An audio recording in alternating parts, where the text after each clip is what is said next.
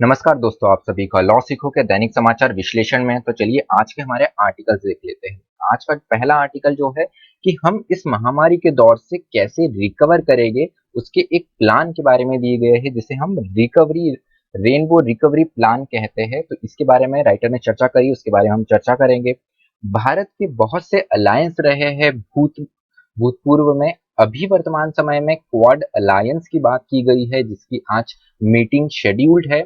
तो देखते हैं कि भारत का कैसा इतिहास रहा है हमारे अलायंसेस के साथ में, जो हमारे साथीदार देशों के साथ में हमने इनके साथ काम किया है। उसके बाद में जो हमारा तीसरा आर्टिकल है वो न्यूनतम समर्थन मूल्य पर है। अभी एक रिपोर्ट आई है, शांता कुमार कमेटी की एक रिपोर्ट का हवाला देते हुए ये कहा गया है कि एमएसपी का फायदा बहुत कम किसानों को मिलता है। तो इसके बारे में हम बात करेंगे कि वाकई किसानों को एमएसपी का अभी तक फायदा कितना मिलता आ रहा है। अंत में हमारा न्यूज इन फ्लैश, जिनमें हम उन समाचारों के बारे में चर्चा करेंगे जो कि हमारी परीक्षा के लिए बहुत ज्यादा महत्वपूर्ण है। तो चलिए मैं आगे बढ़ूं उससे पहले ये लॉ सीखो के कुछ पैकेजेस और कोर्सेस है। इन्हीं में से एक कोर्स है लॉर्ड ऑफ द कोर्सेस, जो कि हमारी न्यायिक परीक्षा की तैयारी के लिए है। उसके अलावा लॉ सीखो की ये और कुछ कोर्सेस हैं, इन सारे कोर्सेस की जानकारी आपको लॉ सीखो की वेबसाइट पे मिल जाएंगी। तो चलिए आज का एमसीक्यू देख लेते हैं। वह यह है कि इनमें से किन को नोबेल प्राइज 2020 मिलने वाला है मेडिसिन की फील्ड में।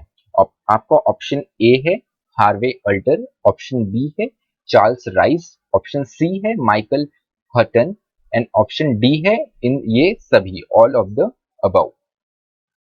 तो चलिए वर्णात्मक प्रश्न भी देख लेते हैं आज का। वो यह है कि अंतरराष्ट्रीय समन्वय में गठबंधनों और संधियों के महत्व पर एक चर्चा करें। तो इंटरनेशनल जो अलायंसेस है और ट्रिटी है, इसके महत्व के बारे में आपको चर्चा करनी है 250 शब्दों में। तो चलिए हमारा पहला आर्टिकल देख लेते हैं, जो कि है रेनबो न्यू डील के बारे में, आरएनडी हम जिसे कह सकते हैं। तो ये समाचार में कैसे आया, यूरोप और यूएस में अगर हम देखें तो वहां पे पॉलिटिकल मेन स्ट्रीम जो है उसमें एक नया चर्चा विषय है कि अभी जो हमारी रिकवरी होंगी वो ग्रीन न्यू डील के बेसिस पे होंगी। तो ये क्या होगा, जिसमें हम क्लाइमेट को, हमारे जलवायु को, साथ में जो एम्प्लॉयमेंट क्राइसिस है या जो अर्थव्यवस्था है, उसको दोनों को साथ में लेकर चलेंगे। ठीक है, तो यहाँ पर हम जलवायु से, क्लाइमेट से भी हम छेड़छाड़ नहीं करेंगे, साथ में हम हमारे एम्प्लॉयमेंट जो क्राइसिस है, रोजगार से संबंधित जो स्थिति देखने को मिल रही है उसमें भी सुधार लाने की कोशिश करेंगे। तो ये सेंटर होगा वहां के अर्थव्यवस्था के डेवलपमेंट प्लान का। उसी बात की चर्चा करते हुए राइटर ने बताया कि भारत के लिए भी बहुत अच्छी अपॉर्चुनिटी है कि हम भी रेनबो न्यू डील लाए, जिसमें हम क्लाइमेट को भी ध्यान रखें और हमारी अर्थव्यवस्था का भी ध्यान रखें। तो ये रेनबो न्यू डील क्या है वो जान लेते हैं। तो seamless integration of ecological protection. तो यहाँ पर जो हमारा इकोलॉजिकल प्रोटेक्शन है, उसके बाद में जो हमारा वेल्थ इनइक्वलिटी है, जो एक इनकम में जो हम एक इनइक्वलिटी, एक असमानता देखने को मिलती है हमारे धन में, लोगों में एक जो इनइक्वलिटी है पैसों की दृष्टि से, उसके अलावा जो हमारी अर्थव्यवस्था है, इन सारी चीजों का ध्यान रखते हुए हमको इन सबको साथ में लेकर काम करने की जरूरत है। तो इससे फायदा क्या हो सकता है, सबसे पहले तो हम ऐसे लाइवलीहुड की तरफ बढ़ेंगे जो कि डिग्निफाइड और सस्टेनेबल हो। सस्टेनेबल मतलब एक लंबे दौर तक मजबूत, टिकाऊ, चलने वाला। उसके साथ में जो लोग काम करेंगे उनको भी इस चीज का एहसास रहेगा कि हम जो काम कर रहे हैं वो डिग्निफाइड है। ठीक है, उससे किसी को बिना नुकसान पहुंचाए हुए हम काम कर रहे हैं। तो यहाँ पे रीजनरेटिंग और सेफ गार्ड की बात की गई है। रीजनरेटिंग मतलब पुनर्जीवन और बचाव की बात की गई है हमारे देश की जमीन, सॉइल को लेकर, नेचुरल इकोसिस्टम जो है हमारा, जो जैविक पारिस्थितिक तंत्र है उसको लेकर, जो हमारा जल है और जो हमारी बायोलॉजिकल डाइवर्सिटी और जो हवा है, इनको कैसे हम पुनर्जीवित करेंगे और जो अभी भी अच्छे हैं उनको हम कैसे बचा के आगे चल सकते हैं। तो इसका जो फायदा है वो कहीं ना कहीं उसमें सेंटर पॉइंट अगर हम देखें तो हमारे फार्मर्स आ जाते हैं, हमारे घुमंतू काश्तकार आ जाते हैं और हमारे मछुआरे आ सकते हैं। मतलब मेनली वो लोग हैं जो हमारे प्राथमिक क्षेत्र में है। तो प्राथमिक क्षेत्र के जो लोग हैं जो सस्टेनेबल और इकोलॉजिकल मेथड्स को अभी भी फॉलो करते हैं, वो कैसे उसको बचाए रख सकते हैं, कंटिन्यू कर सकते हैं। और जिन लोगों ने अभी इन ऑर्गेनिक जो नॉन ऑर्गेनिक मेथड्स को यूज कर सकते हैं, वो कैसे वापस ऑर्गेनिक मेथड पे स्विच कर सकते हैं। तो यहाँ पर इससे फायदा ये होगा कि हमारे पर्यावरण भी बचेंगे, साथ में इनके लाइवलीहुड पे भी कोई खतरा नहीं आएगा और हमारा अर्थव्यवस्था भी काफी अच्छे से चल सकती है। उसके साथ में एक ऐसी लाइफस्टाइल और लाइवलीहुड को इनकरेज करने की जरूरत है जो कि हमारे नेचुरल इकोसिस्टम की जरूरतों को पूरा करो। इसके साथ में reviving and sustaining India incredible diversity of craft. तो हमारे देश में बहुत ज्यादा जनजातीय ट्राइबल लोग हैं, ठीक है, अलग अलग क्षेत्र के अलग अलग आदिवासी है, उनकी कुछ परंपरा है, उनकी कुछ कला संस्कृति है। तो हम कैसे इन्हें वापस रिवाइव कर सकते हैं और इनको सस्टेन कर सकते हैं, इनको प्रमोट कर सकते हैं, इस और भी हमको ध्यान देने की जरूरत है। और यहाँ पे ही बात की गई है कि जो गुड्स और सर्विसेज है इनको हम कैसे डिसेंट्रलाइज कर सकते हैं, इनका कैसे हम विकेंद्रीकरण कर सकते हैं। तो चलिए, आगे राइटर ने बताया है कि sustainable investment in public health, education, housing, transportation and other needs. तो जो हमारा सामूहिक स्वास्थ्य व्यवस्था है, जो हमारी शिक्षा व्यवस्था है, जो हमारी रहने की हाउसिंग व्यवस्था है, जैसे स्लम्स के एरिया हमको मुंबई जैसे एरिया में या दिल्ली जैसे एरिया में हमको स्लम्स देखने को मिलते हैं, तो हाउसिंग की बड़ी समस्या रही है, उस पर भी काम करने की जरूरत है। साथ में जो पब्लिक ट्रांसपोर्ट है उस पर और इससे जुड़ी हो और दूसरी नीड। तो यहाँ पर आपको सरकार को एक कदम उठाने की जरूरत है कि वो इसमें एक बड़ा अच्छा सस्टेनेबल इन्वेस्टमेंट करे।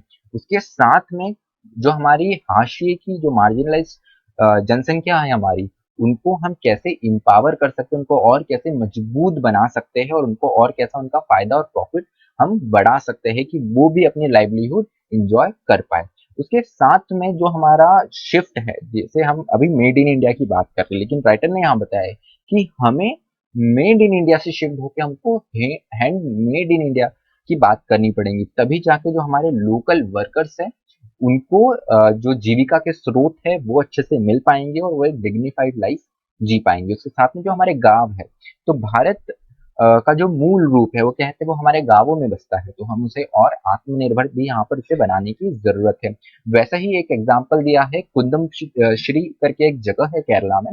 यहाँ के लोगों ने एक बहुत अच्छा इनिशिएटिव चलाया कि जितने भी हम प्रोडक्ट यूज करते हैं मैक्सिमम हम कैसे उसको लोकली बना के ही हमारे क्षेत्र में कंज्यूम कर सकते हैं। इससे क्या होगा कि जो भी हम कंजम्पशन करते हैं जो बाहर से देशों से आता है या बाहर के अलग अलग जगहों से आता है, उसके बदले हम लोकली यूज करें, तो वहां के लोगों को रोजगार की जीविका के अवसर ज्यादा प्रदान होंगे।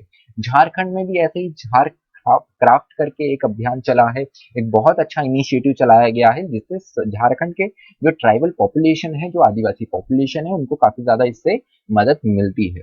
तो कुछ कंडीशन प्रेसिडेंट की बात की गई है कि हम R&D जो हमारा प्लान है, रेनबो न्यू डील प्लान है, इसको आगे बढ़ाने के लिए जरूरत है कि हमको कुछ क्षेत्रों पे ध्यान दे दे। जैसे कि हमारा एक फंडामेंटल शिफ्ट देखने को मिला है, राइटर ने बताया है, प्राइवेटाइजेशन निजीकरण की ओर, एक पूंजीवाद की ओर और उसके साथ में एक अथॉरिटेरियन स्टेट की ओर। तो यहाँ पे जो हमारा एक शिफ्ट बन रहा है या जैसे एक सेंटिमेंट बन रहा है कि हम इस और आगे बढ़ रहे हैं, जो हमारा देश कदम उठा रहा है, तो यहाँ पर हमको काम करने की जरूरत है, क्योंकि जहाँ पे प्राइवेटाइजेशन आ जाता है तो जो पैसा है, कॉन्सेंट्रेशन ऑफ मनी बढ़ जाता है, ये हमको देखने को मिलता है। तो यहाँ पर जैसे हैंडमेड इन इंडिया की बात की गई है, उसी तर्ज पे अगर हम लोकल को प्रमोट करें तो हम ज्यादा लोगों को कवर कर सकते हैं, ज्यादा वल्नरेबल मार्जिनलाइज पॉपुलेशन को कवर कर सकते हैं। उसके साथ में जो हमारा कास्टिज्म है, जो हमारे देश की एक कुरीति बहुत लंबे समय से चलते आ रही है, उसके साथ में पैट्रियार्की है, ठीक है, जो पितृसत्तात्मक जो समाज है हमारा अभी भी, उन पर भी ध्यान देने की जरूरत है। और जो दूसरी और भी असमानता है, ठीक है, जैसे हमारे दिव्यांग जन हो गए, उनसे हम कुछ वहां पे यहाँ पे हमको इनइक्वलिटी देखने को मिलती है, तो हमको सबको साथ में लेकर, सबको समानता की दृष्टि से लेकर आगे बढ़ने की जरूरत है। उसके साथ में लैंड रिफॉर्म्स की, जमीन सुधार कानून के सुधारों की भी जरूरत है, जिससे हम रीऑर्गेनाइज करें कलेक्टिव राइट्स की। जैसे फॉरेस्ट राइट एक्ट में कहा गया है कि गांव जो है, गांवों में हम एक कलेक्टिव राइट उनको प्रदान करेंगे, ठीक है, किसी इंडिविजुअल की जमीन नहीं होगी, एक गांव की जमीन होगी। तो यही यहाँ पर कि जो प्रधानमंत्री का आत्मनिर्भर भारत अभियान है, उसको हमको प्राइवेट हाथों में और बिग प्लेयर्स जो है उनके हाथ में जाना नहीं चाहिए, नहीं तो ये जो एक मूल भावना है सेल्फ सस्टेनेबिलिटी की, वो कहीं ना कहीं उसमें कमी आने की आशंका है। तो चलिए हमारा दूसरा आर्टिकल देख लेते हैं, भारत और हम कैसे एक अंतरराष्ट्रीय समन्वय बना के आगे एक और गठबंधन बना के हम आगे चल सकते हैं। तो समाचार में कैसे है, आज के दिन जब मैं ये रिकॉर्ड कर रहा हूँ, तो इस दिन क्वाड मेंबर्स की मीटिंग होने वाली है। क्वाड मेंबर में कौन कौन है? यूएस, इंडिया, जापान और ऑस्ट्रेलिया। तो ये चार बड़े बड़े देश इसमें है। तो इनका एक मेंबर्स का एक क्वाड बना है, क्वाड ऑर्गेनाइजेशन बना है। तो ये काफी अपने इनिशियल स्टेज में है। तो ये अलायंस फ्यूचर में एक बहुत बड़ा रिकॉग्नाइज हो सकता है। उसका आज मीटिंग है, देखते हैं किस और कदम बढ़ता है। उसके साथ में भारत में एक हमेशा से एक ये दृष्टि रही है कि हम नॉन अलाइनमेंट मूवमेंट को फॉलो करेंगे, ठीक है, कि हम किसी की भी साइड में नहीं रहेंगे। जैसे यूएस और यूएसएसआर का जब कोल्ड वॉर चल रहा था, तो भारत ने किसी एक साइड जाना सही नहीं समझा और थर्ड नेशन शामिल हुआ कि हाँ, हम दोनों में से किसी की और नहीं है। और इसी बात को आगे बढ़ाते हुए जो हमारे विदेश मंत्री है जयशंकर जी, उन्होंने भी कहा है कि हम किसी भी तरीके के अलायंस को ज्वाइन नहीं करने वाले हैं। तो थोड़ी बातों में थोड़ी एक हमको विषमताएं दिखती है। हम आगे और चर्चा करते हैं कंफ्यूजन क्या है और what is the nature of N alliance. तो हम अलायंस की, गठबंधनों की जब भी बात करते हैं, तो ये negative connotation in Indian foreign policy discourse, अगर हम हमारा फॉरेन पॉलिसी डिस्कोर्स देखें कि हम नॉन अलाइनमेंट मूवमेंट वाली कंट्री है और हम यहाँ पर अगर कोई अलायंस बनते हैं, तो ये एक नेगेटिव, एक नकारात्मक रूप से हमारे फॉरेन पॉलिसी डिस्कोर्स में देखा जा सकता है, राइटर कहते हैं। उसके साथ में अगर जब भी आप अलायंस की बात करते हैं, तो इन अलायंसेस का जो फॉर्मेशन है या जो उत्पत्ति है, वो किसी वॉर या पीस या शांति सिचुएशन से होती है, जिसमें किसी की पावर बढ़ाने की बात होती है या किसी एडवर्सरी को दबाने की या उसको डिटर करने की बात की जाती है। तो हमारी फॉरेन पॉलिसी में कहीं ना कहीं ये फिट नहीं आता है। और ये सारी जो संज्ञा है, ये इन्वॉल्व्स रिटर्न ट्रीटी, ठीक है, but in multiple forms and shapes. तो यहाँ पे multilateral, bilateral, formal, informal treaties की बात की गई है, लेकिन अभी तक क्वाड का ऐसा कुछ औपचारिक रूप से इतनी बड़ी चीज कोई बाहर नहीं आई है। आज की मीटिंग के बाद में देखते हैं कि क्या चीजें आ सकती है। तो थोड़े हमारे जो ऐतिहासिक जो भूतकाल में जा के देख लेते हैं, हमारे कौन कौन से गठबंधन रहे हैं या हमारी कितनी इसमें एक पार्टिसिपेशन रहा है। तो अगर हम थोड़े पुराने टाइम पे चले जाए, ठीक है, हमारे अगर हम वैदिक काल की बात करें या यहाँ पर हम हमारे माइथोलॉजी की बात करें, तो महाभारत में काफी ज्यादा रेफरेंस है कि कैसे दो साइडों ने अलायंस आकर दोनों के बीच में युद्ध हुआ। हमारी जो पंचतंत्र की कथाएं है, जो हमारी जो कथाएं मानी जाती है, वहां पे भी काफी स्टोरीज है जिसमें गठबंधन और अलायंस की बात की गई है कि कई राजा साथ में आकर उन्होंने अपना एक जो मोटो था वो फुलफिल करा, अपने देश को बचाया।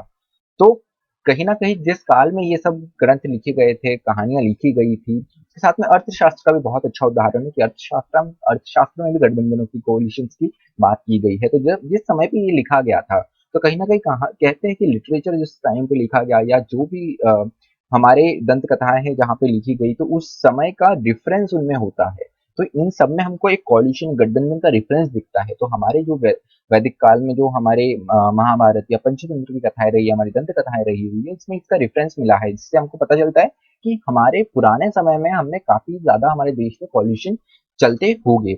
उसके साथ में अगर हम देखें कि जब हमको आजादी मिली, तो उस समय पे हमने ये एक निर्णय लिया कि हम नॉन अलाइनमेंट रहेंगे। हम किसी भी, जैसे बाइपोलर उस टाइम वर्ल्ड था, यूएस और यूएसएसआर का, तो हमने किसी भी और जाना सही नहीं समझा।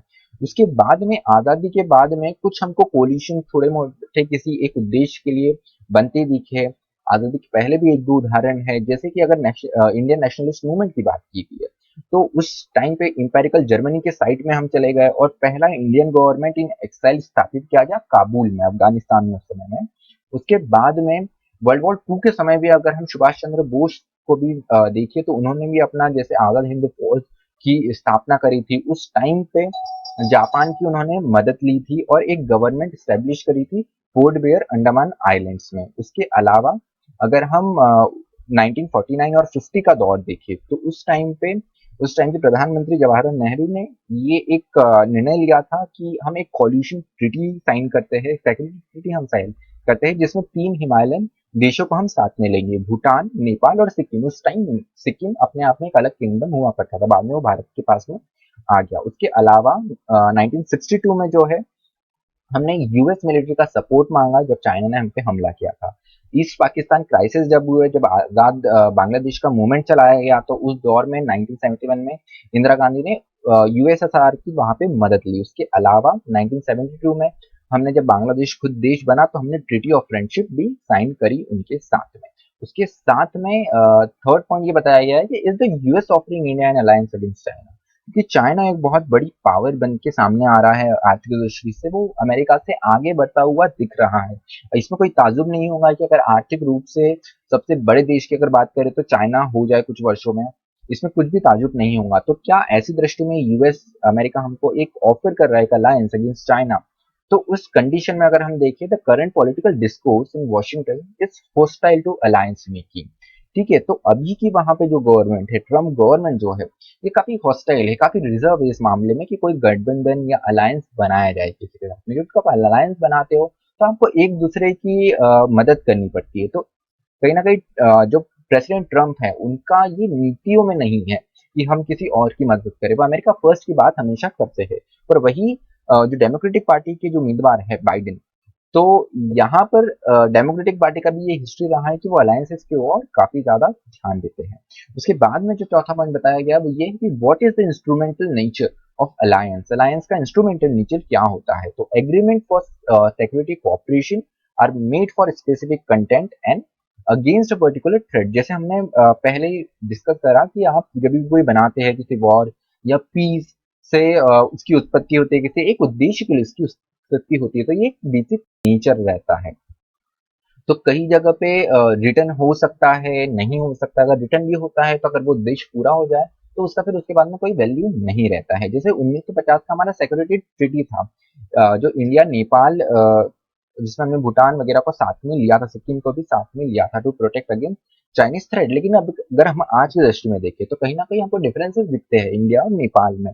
1972 की अगर हम बात करें तो जो बांग्लादेश के साथ में हमारा फ्रेंडशिप ट्रीटी हुआ था, उस टाइम पे जो फाउंडर थे बांग्लादेश के मुजीबुर रहमान, वो जब तक थे तब तक ये ट्रीटी काफी अच्छा चला, लेकिन उनके असोसिनेशन के बाद में ये इतना मजबूत रूप से दोस्ती आगे बढ़ती हुई दिखी नहीं। उसके साथ में 1971 का जो हमारा ट्रीटी है रशिया के साथ में, वो भी काफी वीक होता हुआ दिख रहा है। और आज चाइना का जो सबसे बड़ा बिगेस्ट इंटरनेशनल पार्टनर की बात करें तो वो रूस है यहाँ पर। तो चलिए एमएसपी की बात करते हैं कि एमएसपी से जो न्यूनतम समर्थन मूल्य है उससे फार्मर्स को कितना फायदा मिलता है। तो ये डिबेट कहाँ से शुरू हुआ, तो in the debate revolving around the farmers produce trade and commerce promotion and facilitation act. तो ये जो तीन बिल पास किए गए में से एक बिल था जिसमें निजी मंडियों को बनाने की बात की गई।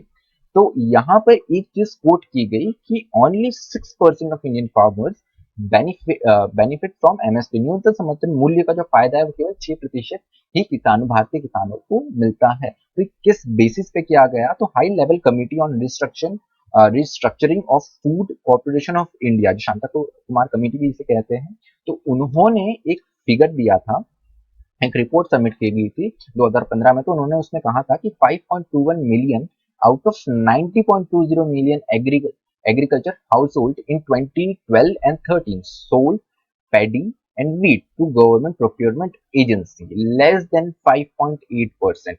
तो जितना भी गवर्नमेंट प्रोक्योरमेंट होता है पैडी धान का और वीट गेहूं का, तो जितना भी उत्पादन हुआ था उसमें से सरकार ने केवल 5.8% लिया 2012 और 13 में। तो इससे पता चलता है करीब 6% फार्मर्स को फायदा मिला। तो अभी इस पर्टिकुलर आंकड़े पे राइटर ने अपनी टिप्पणी दी है। सबसे पहले तो ये है कि आपके जो आंकड़े है, आपका जो डेटा है वो अंडर एस्टिमेशन है, वो सही अनुमान नहीं लगाता है, क्योंकि आपने सिर्फ पैडी और वीट की बात की गई। ठीक है, पैडी जो धान और इसकी बात की गई। अगर आप दूसरे प्रोड्यूसर्स के और ध्यान दें तो जैसे कॉटन है, तो कॉटन की अगर हम बात करें तो 29.51% जो था कॉटन प्रोक्योरमेंट था 2019-20 में। चने का जो था, चने की बात की गई है, आपने इसको भी स्टडी में नहीं लिया, जो कि 18.47% जो है वो चने का प्रोक्योरमेंट हुआ गया वहां पे। 18.80% जो प्रोक्योरमेंट था वो अरहर या तूरी या और दूसरी ऐसी दालों का था। तो अगर 2019-20 की बात की गई तो 11.06 million paddy farmers and 4.06 million wheat farmer benefited from MSP. तो ये कुछ आंकड़ा जो है अराउंड 13-13.5 मिलियन लोगों का है। वही 2012-13 के फिगर देखे तो ये 5.21 था। तो ये दो डिस्पैरिटी की बात की गई है यहाँ पे राइटर ने, कि आप जो अनुमान लगा रहे हो कि इतने कम किसानों को फायदा मिलता है, तो ये अनुमान अपने आप में गलत है। तो यहाँ पर कम से कम हमको 3 गुना के आसपास एक फिगर, 2 गुना से काफी ज्यादा हमको एक फिगर देखने को मिल रहा है। तो चलिए हमारा न्यूज इन फ्लैश जो है वो आज का देख लेते हैं। वो है virus researchers get Nobel prize for medicine. तो नोबेल प्राइज जो है आपको पता है, अल्फ्रेड नोबेल जो है उनकी स्मृति में ये प्राइज चलता आ रहा है। 1901 से ये प्राइज चालू है और कम से कम 119वें प्राइज ये बटे। तो इनमें जो अमेरिकन साइंटिस्ट है, Harvey Alter, Charles Rice, Michael Houghton of UK, ठीक है, तो इन्हें have been recognised for their contribution, जो उन्होंने एक मेडिसिन की फील्ड में अपने जो कंट्रीब्यूशन करे उसके लिए उनकी मेहनत को रिकॉग्नाइज किया गया। तो उन्होंने क्या किया था, उन्होंने किया था discovery of hepatitis C virus in 1970 and 1980s. Cure has been found and effective antiviral drug are now available. तो आज का जो इसका एक क्योर था, ठीक है, जो एक उपाय था कैसे हम बच सकते हैं वो आ चुका है, एंटीवायरल ड्रग बन चुका है। तो ये काफी अच्छा है कि मेडिसिन में जैसा काफी लोगों की जिंदगी पे, काफी लोगों की जान इससे बची हुई है। तो इम्पोर्टेंस ऑफ डिस्कवरी क्या है? With this, blood given to all kinds of patients have been become a lot safer. तो पहले ये होता था कि ब्लड बॉर्न इन्फेक्शन जो है हेपेटाइटिस बी के, सी के या एचआईवी के, ये काफी ज्यादा होते थे। पर अब ये जो एंटीवायरल ड्रग है इसकी मदद से जो ब्लड इन्फेक्शन है उसमें काफी ज्यादा कमी आई है।